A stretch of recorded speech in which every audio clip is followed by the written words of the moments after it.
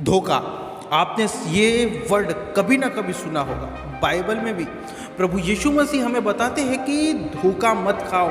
क्या है ये धोखा? आज हम इस धोखे के विषय में बात करेंगे। धोखा तो एक होता है, लेकिन फंसे हुए बहुत होते हैं। हो सकता है वो आपका घर हो सकता है वो आपका चर्च हो सकता है आप जिस इलाके में, आप जिस मोहल्ले में रहते हो, वहाँ पे भी ये धोखा फैला हुआ। धोखा मतलब क्या है? धोखा वही है जो चीज़ हमें परमेश्वर से दूर कर रही है। आज हम उस धोखे के विषय में बात कर रहे हैं। संसार में जो मनुष्य हमें धोखा देता है, हम उस धोखे के विषय में बात नहीं करेंगे, वरन हम उन धोखे के विषय में बात करेंगे जो कि परमेश्वर से हमें दूर कर देता है। उन धोखे के विषय में आज हम बात करेंगे। जैसे कि हम बहुत अच्छे से जानते हैं धोखा मतलब क्या। धोखा का शब्द ही शैतान के लिए इस्तेमाल हुआ है बाइबल पे, है ना। धोखे का शब्द ही शैतान के लिए इस्तेमाल हुआ है। प्रभु यीशु मसीह ने कहा वो तो धोखेबाज है। वो कौन? शैतान। शैतान मतलब आरंभ से ही धोखेबाज है और वो झूठ बोलता हुआ आया, ये हम बात जानते हैं। लेकिन ये जो धोखा लाया है शैतान ने मनुष्य जाति के बीच में, लोगों को गुमराह करने के लिए, लोगों को भरमाने के लिए, लोगों को परमेश्वर से दूर करने के लिए, ये धोखा परमेश्वर मतलब शैतान ने लोगों के बीच में लाया है। जैसे कि हम जानते हैं प्रभु यीशु मसीह के ऊपर भी यही शैतान धोखे को लाया था। हम एक वचन को पढ़ेंगे, मत्ती उसका 4 अध्याय उसका 4 वचन। इस प्रकार लिखा हुआ, उसने उत्तर दिया कि लिखा है कि मनुष्य केवल रोटी ही से नहीं परंतु हर एक वचन से जो परमेश्वर के मुख से निकलता है जीवित रहेगा। यहाँ पे भी यीशु मसीह को शैतान फंसाने की कोशिश कर रहा था धोखे में। धोखा मतलब क्या? धोखा यीशु मसीह को इस प्रकार से दे रहा था शैतान कि आपको भूख लगी है यीशु मसीह जी, इस रोटी यानी कि इस पत्थर को रोटी में कन्वर्ट करके आप अपनी भूख मिटा लीजिए। क्या है? धोखा है।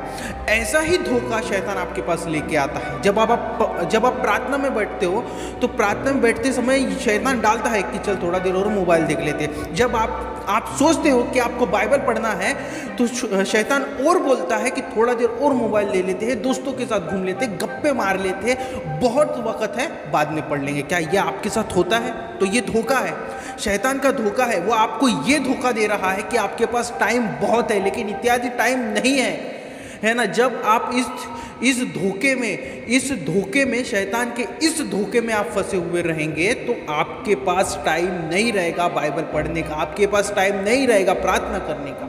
समझ रहे हो आप इस बात को? शैतान यीशु मसीह के पास तक जा रहा है, यीशु मसीह के पास जा रहा है और कह रहा है कि अपना पत्थर को रोटी बना के आप खा लीजिए। लेकिन प्रभु यीशु मसीह ने जवाब दिया कि है ना, मनुष्य केवल रोटी ही से नहीं परंतु हर एक वचन से जो परमेश्वर के मुख से निकलता है जीवित रहेगा। ये जवाब हमारे पास रहना चाहिए।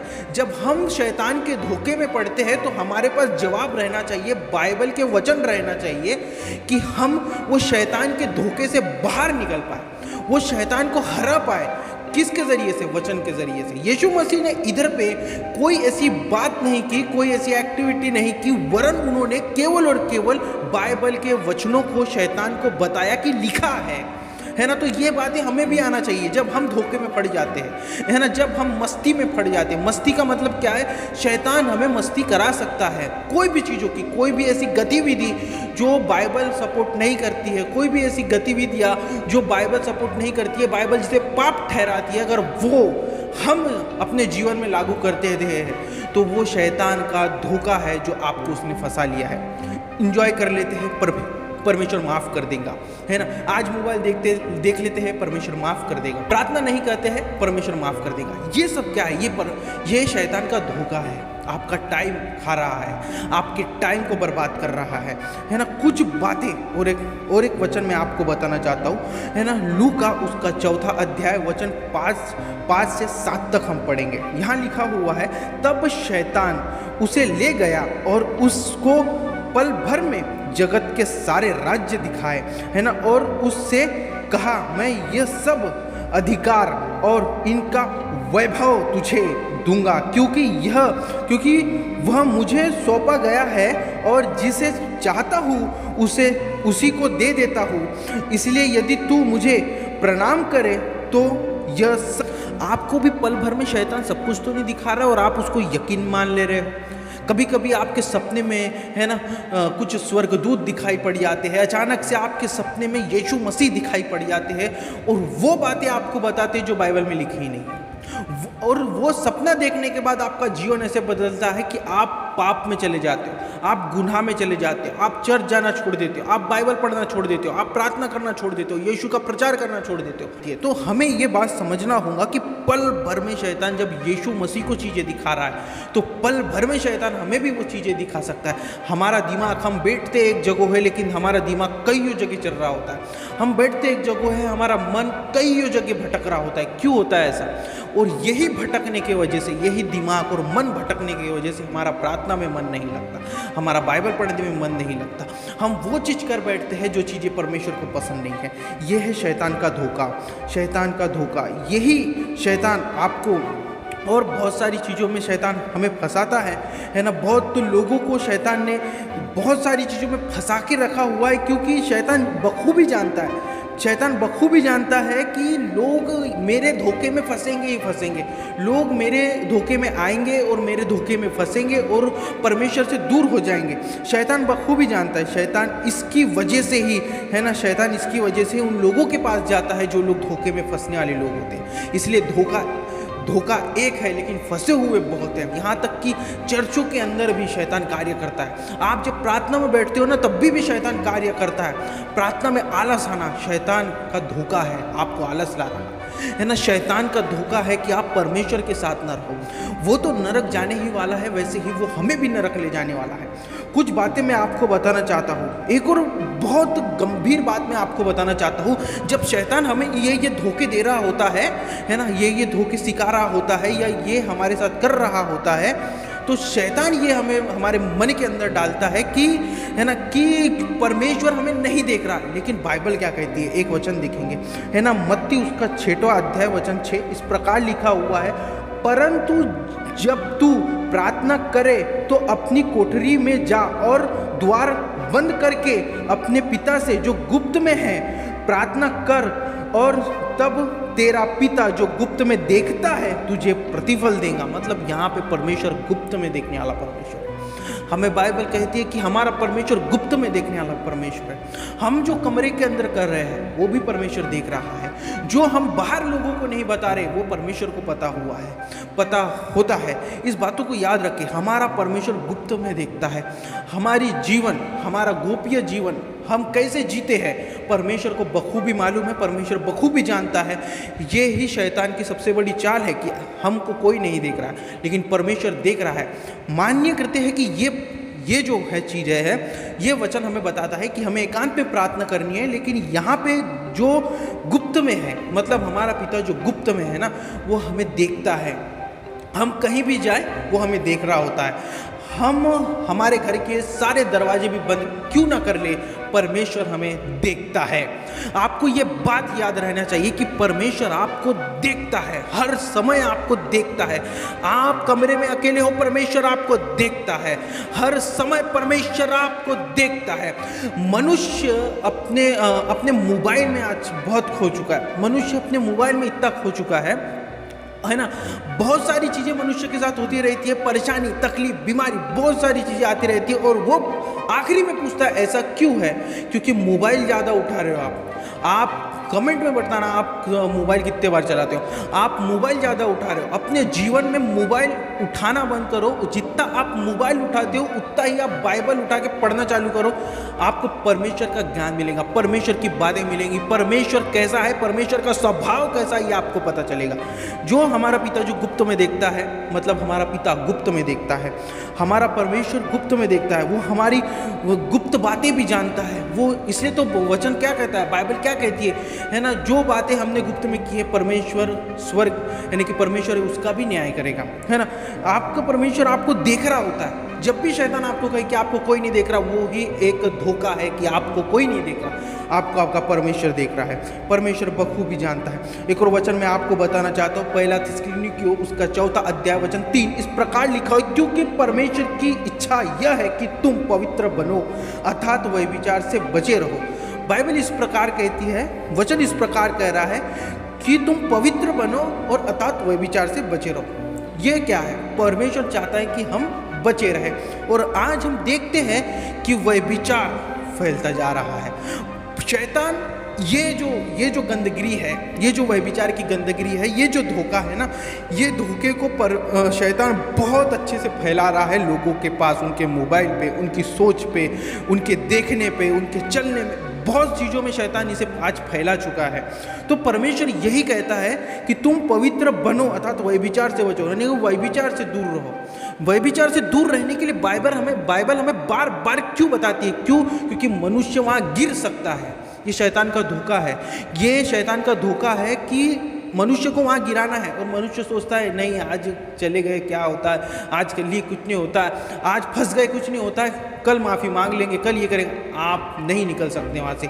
इसलिए बाइबल साफ कहती है कि तुम पवित्र बनो, अर्थात व्यभिचार से बचे रहो। दूर रहो ऐसी चीज़ों से जो परमेश्वर को पसंद है। दूर रहो ऐसी चीज़ों से जो तुम्हें अपवित्र करती है। दूर रहो ऐसी चीज़ों से जो तुम्हें परमेश्वर से दूर ले जाती है। दूर रहो ऐसी चीज़ों से जो तुम्हें स्वर्ग के राज्य से दूर ले जाती है। दूर रहो ऐसी चीज़ों से जो चीज़ें तुम्हें परमेश्वर के करीब नहीं आने देती। दूर रहो वैसी चीज़ों से जो चीज़ें तुम्हें प्रार्थना नहीं करने देती। दूर रहो वैसी चीज़ों से जो चीज़ें तुम्हें परमेश्वर बाइबल नहीं पढ़ने देती। दूर रहो वैसी चीज़ों से।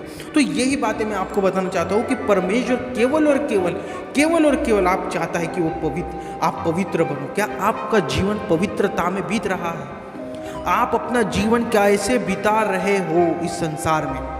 शैतान को बखूबी मालूम है आपका जीवन, और परमेश्वर भी जानता है आपका जीवन। क्यों मैं इसलिए ये बातें को बोल रहा हूँ कि शैतान भी आपका जीवन जानता है। वो इसकी वजह से, क्योंकि अगर उसने आपके दिमाग में कुछ बातों को डाला है तो वो जानता है आपका चाल कैसा है, आप कहाँ फंस सकते हो, आपका मन कहाँ भटक सकता है, आपकी आंखें कहाँ धोखा खा सकती है। ये सब शैतान जानता है। लेकिन परमेश्वर भी कहता है कि पवित्र बनो। आज आपका जीवन कैसा है? अपने दिल को पूछिए, अपने मन को पूछिए, खुद से पूछिए कि आपका जीवन कैसा है। आपका जीवन कैसा है? आज आप कैसे जी रहे हैं, है ना? आज आप यीशु को मानने के बाद, यीशु के ऊपर विश्वास करने के बाद आपका जीवन कैसा और आप कैसे जी रहे हैं? एक और वचन मैं आपको बताना चाहता हूँ।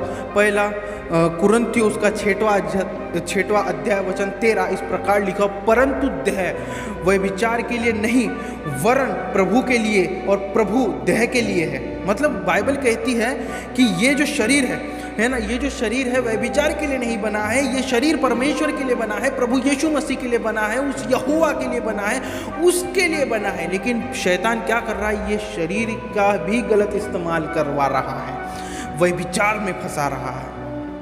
व्यभिचार में फंसा रहा है, ये शरीर को अपवित्र कर रहा है ना, परमेश्वर से दूर कर रहा है इस शरीर को, है ना। परमेश्वर की नज़रों में ये शरीर को इतना दूर कर रहा है व्यभिचार के प्रति कि आप जो बखूबी जानते हैं, आपका माइंड, आपका दिमाग, आपका मोबाइल आजकल भयंकर रीति से ये चीज़ें बढ़ रही। क्यों? ये धोखा है कि परमेश्वर आपको देख नहीं रहा है, परमेश्वर आपको देख रहा है। तो बाइबल इस प्रकार कहती है, देह व्यभिचार के लिए नहीं वरन प्रभु के लिए, और प्रभु देह के लिए है। मतलब हमारा शरीर जो है ना व्यभिचार के लिए नहीं है, हमारा शरीर जो है ना गलत कामों के लिए नहीं है, हमारा शरीर जो है ना वो कोई भी ऐसी वस्तु जो हमारे परमेश्वर को पसंद नहीं है उसके लिए नहीं है ना, प्रभु के लिए है और प्रभु देह के लिए है। मतलब हमारा शरीर परमेश्वर के लिए और परमेश्वर हमारे लिए। इस बातों को याद रखिए। एक और वचन मैं आपको बताना चाहता हूँ, पहला कुरिन्थियों उसका 6वां अध्याय 18वां वचन इस प्रकार लिखा हुआ है, व्यभिचार से बचे रहो। जितने पाप मनुष्य करता है वह देह के बाहर है, परंतु व्यभिचार करने वाला अपनी ही देह के विरुद्ध पाप करता है। ये क्या है? ये यही है ना, यही मैं आपको बता रहा हूँ। बहुत सारी चीज़ें हैं, लेकिन यहाँ पे व्यभिचार लिखा हुआ है, तो मैं आपको व्यभिचार के बारे में बताना चाहता हूँ। व्यभिचार एक ऐसा पाप है जो परमेश्वर को कतई पसंद नहीं है। आप ऐसा ही बोल सकते हो, कतई पसंद नहीं है, क्योंकि ये शरीर उसने बनाया है और वो चाहता है कि हम व्यभिचार से बचकर अपने आप को पवित्र रखें। लेकिन इस संसार में ऐसी बहुत सारी चीज़ें हैं, आपके जीवन में भी हो सकती है। आपके जीवन में भी ये बहुत सारी चीज़ें हो सकती है। आप शराब पीते होंगे, है ना, आपकी नज़रें खराब कर रहा होगा शैतान, आपके मोबाइल पे आप उल्टे सीधे वीडियो देखते होंगे, है ना, आप ऐसे और भी काम करते होंगे जो शैतान चाहता है। आपके जीवन में शैतान ने उस कार्य को लागू कर दिया है और आप उसे जाने अनजाने में करे जा रहे हो और प्रार्थना में कहते हो कि प्रभु मुझसे हो नहीं रहा, मुझसे छूट नहीं रहा, मुझसे शराब नहीं छूट रही, मुझसे नशा नहीं छूट रहा, मैं विचार नहीं छोड़ पा रहा हूँ, मैं तेरे पास नहीं आ पा रहा हूँ। ये क्या है? शैतान है। ये क्या है? ये शैतान है। उसका धोखा है कि आपको कोई नहीं देख रहा है, आप कर लो, कल माफ़ी मांग लेना। धोखा है। इस धोखे से निकलिए, इस धोखे से हमें निकलना है। देखिए, बहुत सारी बाइबल में बहुत सारी बातें हैं, बहुत सारे वचन हैं, मैंने आपको इतने वचन बताए और मुझे आपको ये बताना है कि आप अपना जीवन, मसीह जीवन कैसा जीते हो। आप अपना मसीह जीवन, है ना, क्या बाइबल के साथ जी रहे हो या फंसे हुए हो कहीं, ज़रूर हमें बताएं। क्यों? अगर आप हमें अब सिर्फ अपना नाम बताते हो तो हर संडे हम लोगों के लिए, सबके लिए प्रार्थना करते हैं। आप हमें अपना नाम देके जा सकते हो कि हम आपके लिए भी प्रार्थना करें। देखिए, प्रार्थना हम तभी, यानी कि प्रार्थना करने का भी ये होता है कि जब हम आपके लिए प्रार्थना करेंगे तो ऐसा नहीं है कि आपको प्रार्थना करना छोड़ देना है, आपको भी अपने लिए प्रार्थना करना है। ठीक है, इस बातों को याद रखिए। और बहुत ज़रूरी बात कि शैतान धोखे में लोगों को फंसाते जा रहा है और लोगों को पता ही नहीं है कि धोखा, यानी कि हम धोखा खा चुके हैं। उनको लगता है जाने दे, कुछ नहीं होता, बचपन की बात है, बचपन से करे होते हुए आ रहे। नहीं, बिल्कुल नहीं। मूर्ति पूजा, सारी चीज़ें, जो भी चीज़ें हैं ना, सब शैतान का धोखा है। परमेश्वर को नफ़रत है जो चीज़ों से। अगर वो चीज़ों में आप फंसे हुए हो तो शैतान का धोखे में आप फंसे हुए हो, जो कि कहता है कि ये सारी चीज़ें करने के बाद भी मनुष्य स्वर्ग जा सकता है। बिल्कुल नहीं जा सकता। तो प्रभु यीशु मसीह के मीठे और मधुर नाम में प्रेज द लॉर्ड। प्रभु आपको बहुत से आशीष दे। अगर आप चैनल पर नए हैं, चैनल को ज़रूर सब्सक्राइब करें, वीडियो को लाइक करें और कमेंट ज़रूर करें, कमेंट ज़रूर करें। प्रभु आपको बहुत से आशीष दे। आमीन।